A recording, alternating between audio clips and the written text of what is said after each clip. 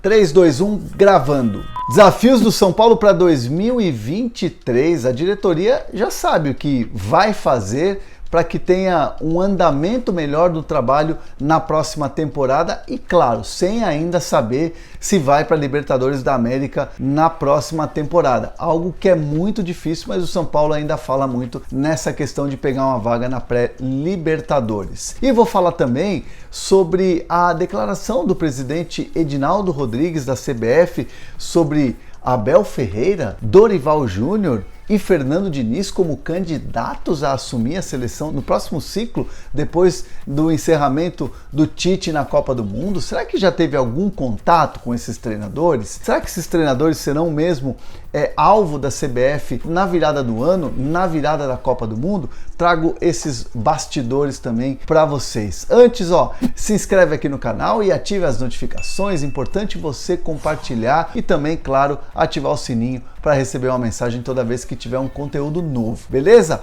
Olha, o São Paulo vive aquele clima esquisito, né? É um clima assim de expectativa e especulação. Muito se falou que o São Paulo, depois do jogo contra o Del Valle, teve problema de acerto de premiação, algo que ainda não foi pago quando o São Paulo passou para a final da Sul-Americana. É claro que todo jogador quer receber aquilo que tem para receber.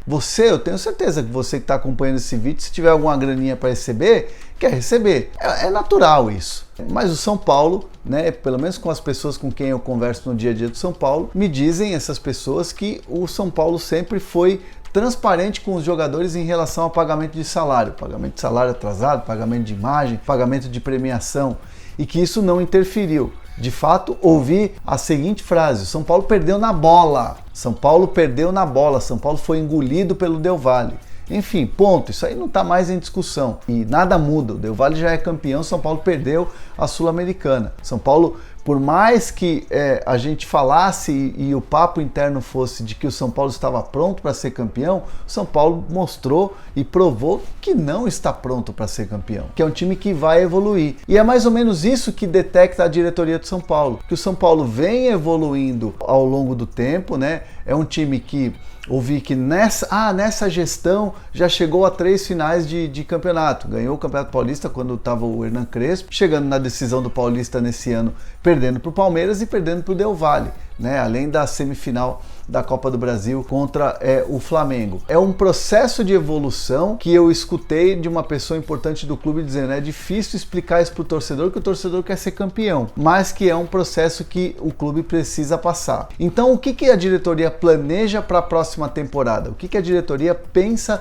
no 2023? Quais são os ajustes? Claro, tem que quitar a questão financeira, isso é ponto 1, sem dúvida nenhuma. Mas o São Paulo pensa também em pequenas reformulações no elenco para dar uma refrescada, dar uma espécie de F5 no elenco para você aí poder trabalhar com um número de jogadores diferentes nessa temporada de 2023. E como eu venho falando aqui, essa direção conta que o Rogério Ceni seja o treinador desse time para 2023. Está na mão do Rogério essa decisão. É a única e exclusiva decisão do Rogério Ceni se ele permanece ou não no São Paulo na próxima temporada. E aí, quando você tem alguns jogadores de saída, quando você tem, por exemplo, um Éder que deve estar se despedindo, você tem um Igor Gomes que é difícil pensar numa renovação de contrato, e aí você tem até mesmo jogadores que tiveram poucas oportunidades, no caso Colorado, né? Teve muitas lesões, atuou pouco. Então o São Paulo vai fazer uma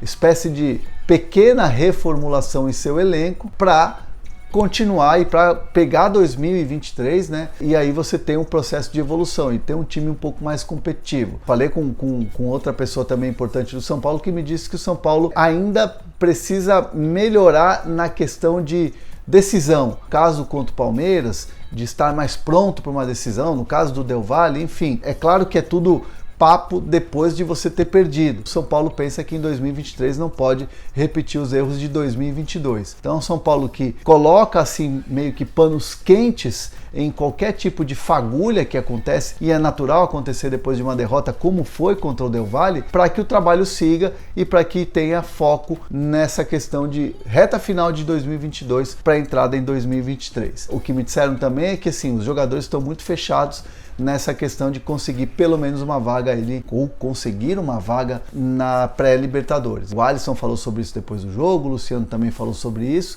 É assim algo que está todo mundo no mesmo barco, no mesmo discurso em relação a Libertadores da América. Eu particularmente acho muito difícil o São Paulo conseguir, mas enfim, o elenco vai fazer de tudo para conseguir essa vaga no ano que vem na Libertadores, o que melhoraria, claro, sem dúvida nenhuma, e até desafogaria um pouco o planejamento do São Paulo. Tendo uma Libertadores é diferente de não ter.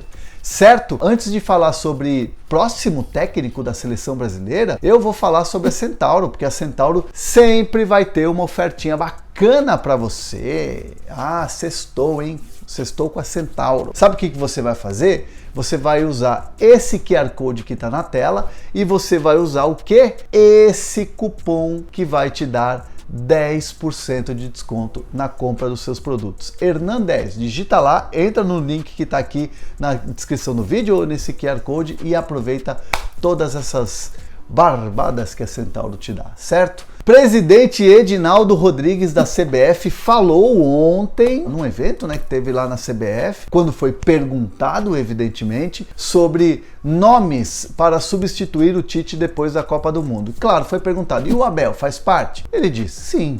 Diniz, também. Dorival, claro, tá fazendo um grande trabalho no Flamengo. E outros 10. E tem uns 10, né? Foi assim, uma resposta um pouco curta, mas deixou ali claro que a CBF já está trabalhando nessa substituição. Mas assim, eu fui atrás de outras pessoas e pessoas muito importantes da CBF que tomam decisão ali junto com o presidente, e na minha apuração, essa fala do presidente foi uma fala assim, claro que a CBF vai falar que Diniz é candidato, que Dorival é candidato, que Abel Ferreira é candidato, porque esses caras estão desempenhando no futebol brasileiro. Talvez sejam os 3 treinadores que mais receberam elogios ou que mais conquistaram nessa temporada. Então, se você imaginar o Flamengo depois do Dorival Júnior, finalista de Copa do Brasil, finalista de Libertadores, o Felipão vamos tirar porque o Felipão já tem uma história na seleção, não seria um candidato, naturalmente não seria um candidato. Aí você tem o Fernando Diniz, que é um treinador que vem recebendo muitos elogios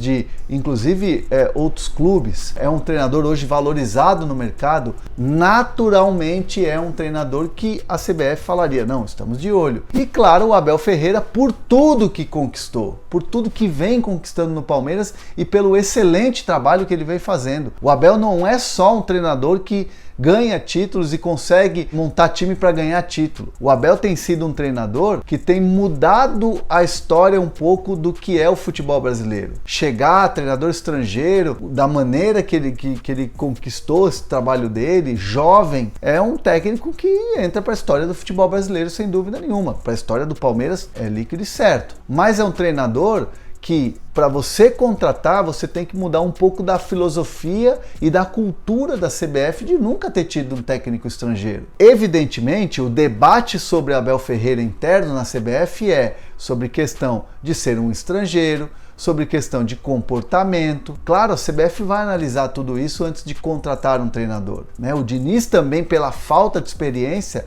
a falta de títulos, alguém vai chegar lá e vai botar isso em questão numa reunião, numa CBF. Isso me disseram, inclusive. E o caso do Dorival Júnior já é um perfil mais parecido com o que é o Tite, experiente, tem uma bagagem diferente de Diniz e de Abel Ferreira. Todas essas análises vão ser feitas, mas em nenhum momento me cravaram que, olha, a seleção brasileira fez contato com o Dorival, fez contato com o Abel Ferreira, fez contato com o Fernando Diniz. Não houve contato com o staff ou com os próprios treinadores. Isso não aconteceu. Quando o presidente Edinaldo fala, são mais 10. Não, é claro que são outros treinadores que a seleção brasileira está olhando, que a CBF está olhando. Está tudo sendo mapeado nesse momento. E a ideia, pelo que me cravaram, é que assim, antes do término da Copa do Mundo, não vai ter nenhum dirigente da CBF já ligando para algum treinador para preparar essa sucessão. A ideia da CBF é, após a participação do Brasil na Copa do Mundo, ganhando ou não, aí sim você começa esse processo para encontrar um treinador que substitua o Tite na seleção brasileira depois da participação da Copa do Mundo. Inclusive, até trazer aqui um bastidor, a fala do Tite né? A fala do Tite dizendo, olha, não continuo, já tem alguns meses, né? Que foi uma entrevista no Sport TV, o Tite causa algo na CBF assim de surpresa.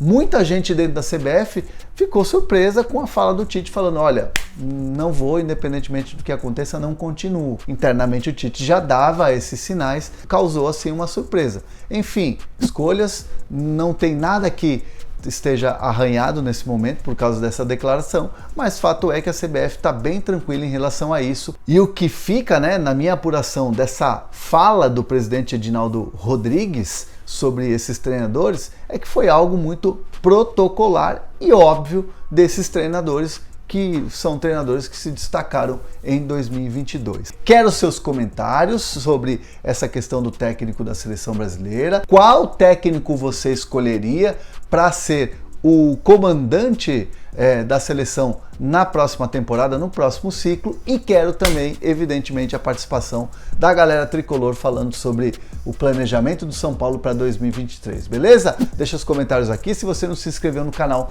se inscreve. Tamo junto sempre.